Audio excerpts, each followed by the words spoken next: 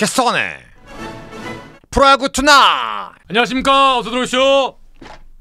야구가 비시즌이 맞는지 의문이 들 정도로 뻥뻥 여기저기서 뉴스들이 터지는 바람에 오늘 좀 쉬어야지 하면은 뻥, 오늘 좀 쉬어야지 하면 뻥. 자, 오늘은 보류권 얘기를 좀 할 겁니다. 어제 이제 에이전트의 얘기를 좀 했는데 오늘 좀 보류권 얘기를 좀 심화 학습 하려고 합니다. 이제 보류권도 그렇고 에이전트 제도도 그렇고 특정 구단의 문제가 아니잖아요. 프로야구 판때기 전체의 문제이기 때문에 한번 좀 얘기를 좀 나눠보도록 하겠습니다. 얘기를 나누기에 앞서 오늘 먼저 좀 그 소식들을 좀 알아볼 건데요. 일단 보시겠습니다. 오늘 첫 번째 소식입니다. KBO 임원 호텔에서 만취해 하이 실종 추태. 알고 보니 가을 야구 티켓 200장 빼돌렸던 그 직원. 이런 기사가 떴습니다. 이 기사를 제가 줄줄이 다 읽기는 좀 뭐하고 남사스럽고 요약해서 말씀드리면 대구의 한 호텔에서 이 임원이 KBOP, 그러니까 KBO가 있고 KBO의 자회사입니다. KBO의 마케팅을 대행하는 마케팅 대행사인데 그냥 KBO의 회사라고 보시면 돼요. 그냥 명목상 나눠놓은 거예요. 그래서 KBOP의 이 양반이 와일드카드 결정전 1차전 끝나고 대구의 한 호텔에서 회식을 하고 밤에 새벽에 자기 룸에 들어갔다가 하의까지 벗고 속옷, 그러니까 팬티까지 벗고 복도에 나와서 골프 자세를 취하고 연병을 했대요. 그래갖고 재밌는 건 그래도 호텔에서 경찰에 신고를 안 하고 KBO에 알리기만 했대요. 호텔도 웃겨. 경찰에 신고해야지. 그랬는데 더 웃긴 건 자체 징계를 내렸대요. 3개월 정직. 근데 이 당사자는 나 그때 술이 너무 많이 취해갖고 정말 기억이 안 난다 이러고 있대요. 근데 이 양반이 알고 봤더니 예전에 2010년도 포스트 시즌 티켓 200장을 외부에 유출해갖고 개인이 그 당시엔 팀장이었대요. 근데 15년이 지난 지금 이제 임원이 됐는데 임원이 되고 나서는 팬티를 벗고 호텔에서 골프 스윙을 복도에서 처하고 앉아있고 이런 말도 안 되는 짓거리가 어디 있습니까? 때가 어느 때라고. 다음 롯데 얘기를 좀 해보겠습니다. 씁쓸한 얘기지만 우리나라 리그가 10개 구단으로 바뀌면서 8월까지 3위를 유지하던 팀이 그 해에 포스트 시즌 못 나간 건 거의 처음일 겁니다. 제가 알기로. 근데 지금 그 롯데는 그것과 함께 그런 급락의 분위기와 함께 얼마 전에 있었던 FA 3인방에 170억이었나요? 그 투자 실패로 지금 돈을 쓰겠다는 얘기를 돈에 디귿도 꺼내지를 못하고 있는 거죠. 그러다 보니 내년에 김태형 감독의 시즌 계약 마지막 해인데도 외부 FA 영입 한 명 없이 그냥 가는 분위기입니다. 자, 그렇다면 롯데는 있는 자원으로 최선의 결과를 내야 되는데 당연히 그러면 외국인 선수의 구성이 너무 중요할 거 아니에요. 그래서 여기는 지금 감보아한테도 보류권을 행사했습니다. 너 우리 재계약할 의사 있어? 라고 전달을 한 거죠. 그게 보류권을 행사한 겁니다. 자, 그 다음 그러면 벨라스케스는 사요나라 아니에요. 그러면 레이에스 보류 선수 명단에 역시 남겨놨습니다. 그래서 제가 일전에 한번 과연 레이에스에 대한 재계약 여부를 어떻게 해야 될 것이냐 라는 얘기를 한번 이 시간에 했던 적이 있죠. 근데 이렇게 외부의 투자 없이 있는 자원에서 극대화를 시켜야 된다면 더더욱 레이에스를 교체하기가 힘들었을 겁니다. 왜냐하면 가뜩이나 외부에서 플러스 알파 효과를 기대할 수 없는 내년의 롯데라면 있는 자원이 최대의 성과를 내는 것도 어려운데 최대의 성과 비스꾸무리하게 올렸던 레이에스를 쳐버리고 어떻게 될지 모르는 그 누군가를 다시 앉혀갖고 거기서부터 시작하자. 이 굉장한 모험이거든요. 그러면 일단은 우선 협상권이 있다고 보고 레이에스는 거의 전 메이드라고 보고 거기는 변수가 없을 것 같고 감보아는 일단은 너 우리랑 재계약 우리는 의사가 있어라고 통보를 했으니까 조건과 컨디션 왔다 갔다 할 거예요. 에이전트와. 근데 이제 거기에서 변수가 생기면 생길까 일단 구단의 롯데의 생각은 감보아한테 야 일단 우리 너랑 계약할 생각 있어 라고 의사를 통보한 겁니다. 그래서 감보아까지는 일단 롯데가 생각을 하고 팀 전력을 짜야 된다. 그리고 이제 벨라스케스는 완전히 아웃이고요. 그래서 롯데는 내년에 결국 외부에서 플러스 알파는 한동희 선수가 상무에서 전역해서 돌아오는 거, 그리고 새롭게 그러니까 재계약한다라는 가정하에 감보아와 레이스를 뺀 나머지 외국인 투수의 퀄리티, 이게 외부에서 플러스 알파 옵션으로 요인으로 생각해 볼 수 있는 부분입니다. 거기에 제가 또 하나의 갈매기들한테 희망을 하나 드린다면 윤성빈 선수의 풀타임 첫 시즌. 윤성빈 선수가 올 시즌 후반기에 버닝할 수 있는 가능성을 보여줬잖아요. 그러니까 그거를 내년 시즌은 처음서부터 풀타임으로 볼 수 있게 되지 않을까. 그러면 윤성빈 선수는 없던 전력이니까 이건 외부에서 플러스 알파라고 충분히 생각해 볼 수 있는 거죠. 그 다음, 자, 이 기사는 뭐냐 하면 역수출, 올해 러쉬가 이루어질 것 같다. 본세는 당연히 가는 거야. 와이즈 모르겠어요. 그런데 폰세는 30일 날 이제 미국으로 날아간답니다. 근데 지금 SSG의 화이트, 기아의 위즈덤, SSG의 앤더슨, 지금 미국 메이저리그 시장에서 심심치 않게 그들의 이름까지 다 거론이 되고 있답니다. 그러면서 여기 보시면 이게 이제 현지 매체, 매치머라이즈드, 이게 이제 매치 소식을 주로 전하는 매체래요. 그래서 여기에 지금 이 매체에서는 패디, 그 다음에 하트, 이 두 친구가 메이저리그 계약, 보장 계약을 따낸 두 명의 선수인데 폰세가 이들보다 좀 더 좋은 조건으로 보장 계약을 따낼 가능성이 매우 높다라고 하면서 밑에 사진 보면 올러까지 지금 얘기가 나오고 있습니다. 그리고 앤더슨까지. 올러는 미국에서 꽤 유명한 친구고 앤더슨도 폰세가 크레이지여서 그렇지 앤더슨도 충분히 생각해볼 만한 옵션이다 라는 얘기가 지금 나오고 있습니다. 그리고 미치 화이트, 위즈덤까지 지금 이 매체는 얘기를 하고 있습니다. 근데 재밌는 건 아니 우리 줄무늬의 우리 오스틴은 꾸준하게 겁나 잘하고 있거든요. 근데 미국에 미음도 얘기가 없어요. 아니 그냥 줄무늬 애들은 그냥 제껴놓고 보는 거야. 아니 잘한다니까 오스틴 미국아. 아니 관심은 한번 가져봐. 관심은 한번 보기는 해보라니까. 아 나 참. 암튼 그래서 저는 올해 이것도 재밌을 것 같아요. 폰세, 예를 들면 와이즈, 화이트, 앤더슨, 지금 이렇게 물망에 오르고 있는 친구들 중에 과연 몇 명이 내년에 메이저리그 팀에서 소속으로 뛰게 될지, 이제 이런 것도 하나의 관심사가 됐습니다. 그래서 이런 선수들을 역수출하게 되는 그런 또 좋은 리그가 됐으면 좋겠고, 이왕이면 송성문 선수도 우리 선수로서는 이제 포스팅 들어가니까 성공을 했으면 좋겠습니다. 다음, 이게 이제 계속 군불 떼고 있는 겁니다. 지금 보면 올해 이제 FA 공시된 29명 중에 9명이 계약을 마쳤습니다. 잔류가 됐던 이적이 됐던. 그럼 이제 12명 남았잖아요.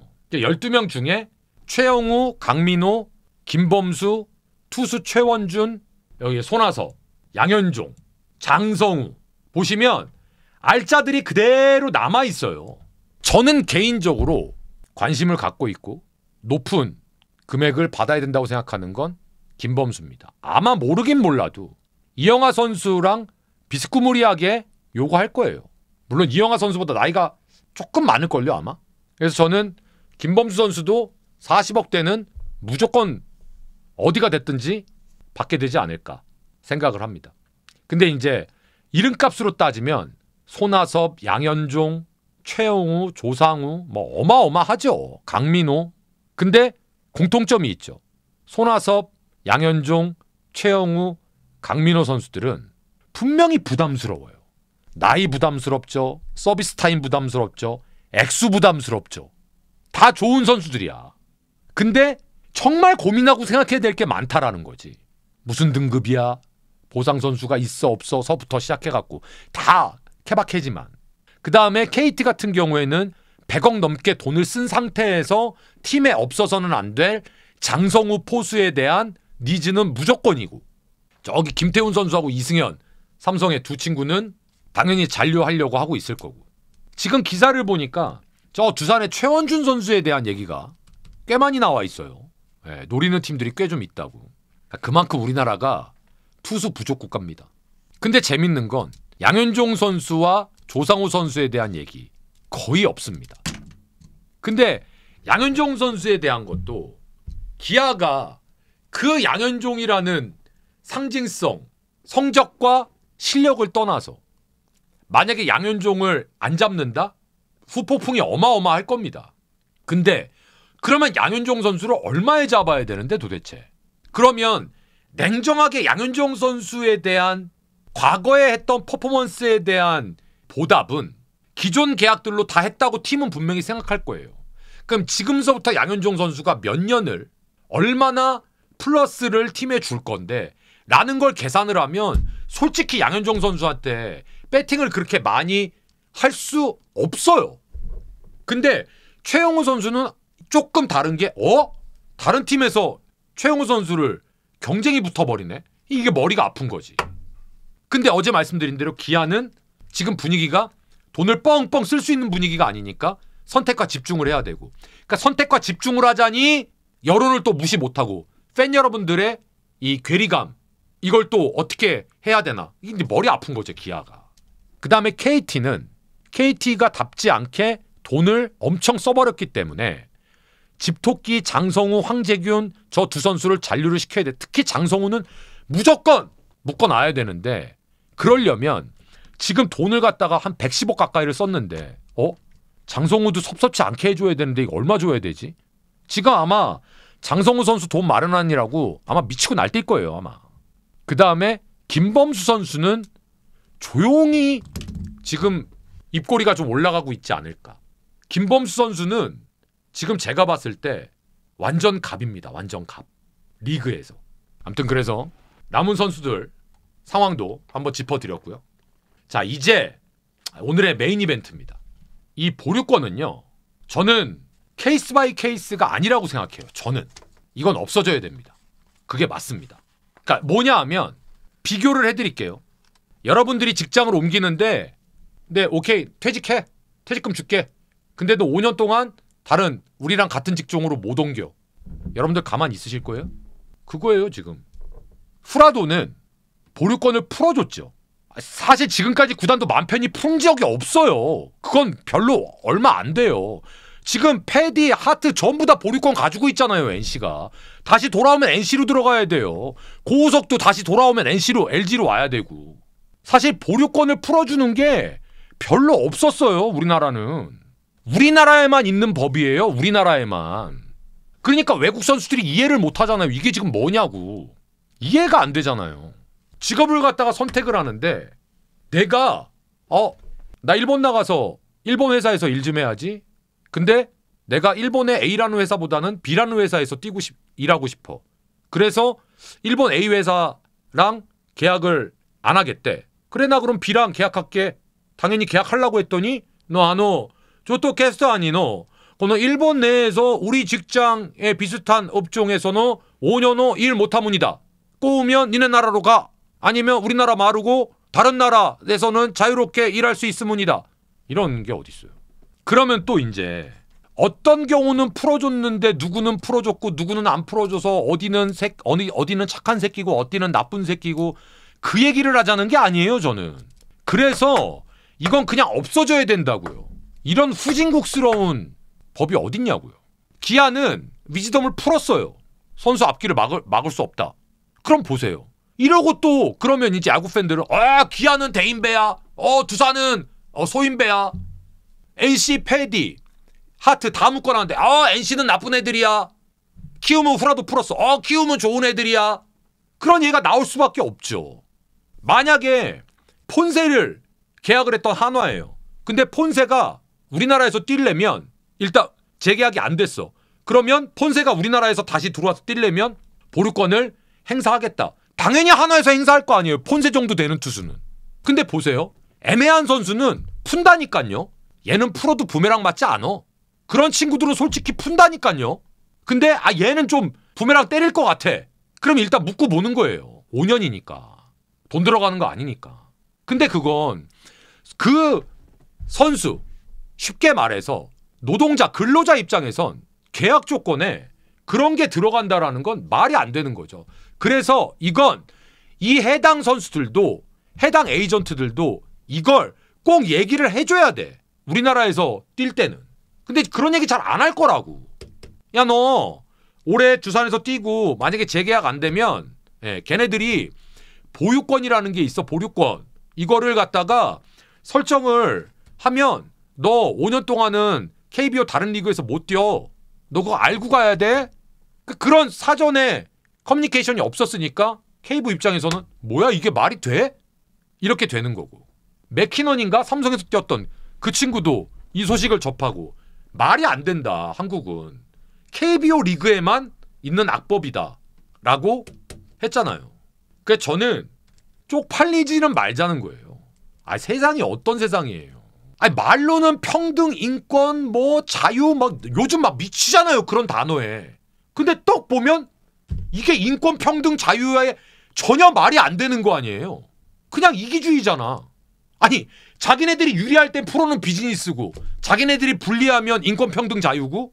그래서 이제 우리 리그가 아까 말씀드린 대로 되게 인정을 받고 큰 리그고, 네덜란드 리그처럼 유럽 축구의 그 빅리그로 가는 교두보 같은 그런 리그로 외국인 선수들이 인정을 하고 있고 이제 좋은 대우 때문에 오려고 하는데, 좋은 대우 때문에 왔다가 이 뭐야? 이런 법이 어딨어? 요즘 시대가 어느 시대인데 라고 얘기가 나오는 건 어제 오늘 일이 사실은 아니었습니다. 그래서 저는 개인적으로 이런 거는 이제 조금 바뀌어야 된다. 제발 이 구단은 좋은 구단, 이것 때문에 저 구단은 나쁜 구단, 이런 유치한 소리는 하지 말자. 그건 아까도 말씀드렸지만 풀 정도의 상황이니까 푼 거야. 여론도 슬쩍 또 좋게 하고. 근데 폰세급이면 아무도 안 풀어. 그걸 누가 풀어. 저 법이 있는데. 그렇게 정리하도록 하겠습니다. 아무튼 오늘도 또 열심히 또 준비해서 여러분들과 함께 했습니다. 제가 여러분들한테 약속드린 게 있는데 뭐였냐면 11월 넷째 주서부터 구단 분석, 팀 순위 역순으로 올해는 리뷰 진행한다고 약속했었잖아요. 다음 주 월요일서부터 시작합니다. 키움서부터 바로 시작해서 들어갈 거니까 여러분들과 함께 올 시즌 각 구단의 사고는 어떤 게 있었는지, 기록은 어땠는지 한번 낱낱이 사사시 뒤져보도록 하겠습니다. 오늘도 함께해 주셔서 감사드리고요. 여러분들의 구독이 이 컨텐츠를 살찌웁니다. 구독 부탁드리겠습니다. 캐스터였습니다. 고맙습니다.